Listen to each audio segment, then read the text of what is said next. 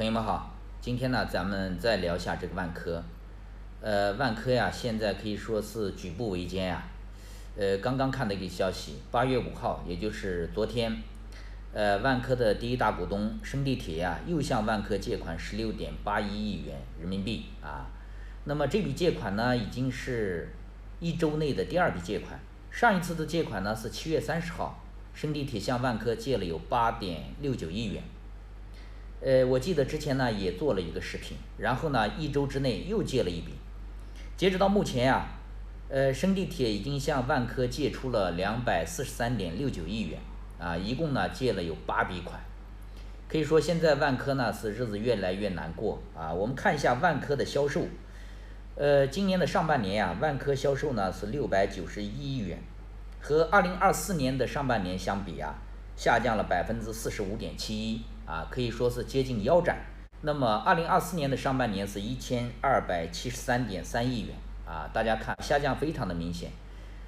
万科的这个业绩预报啊，上半年呢是亏损100到120亿，而去年的同期呢是亏了有98亿啊。然后万科上半年呢一共融资341亿元，顺利的完成了165亿元公开债的偿还。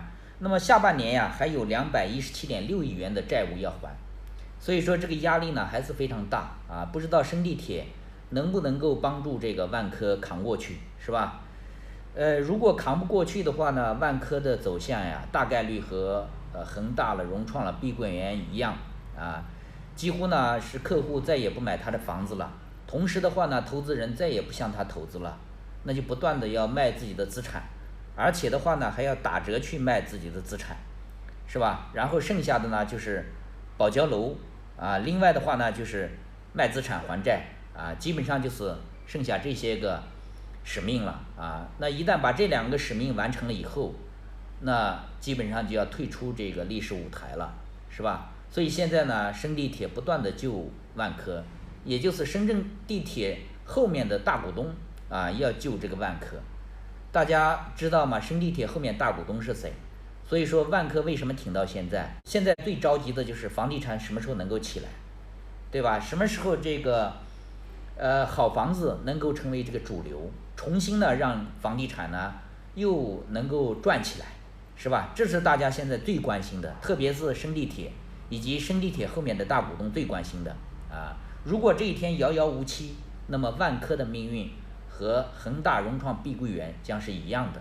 万科能不能度过今年下半年的这个危机啊？咱们拭目以待吧，朋友们。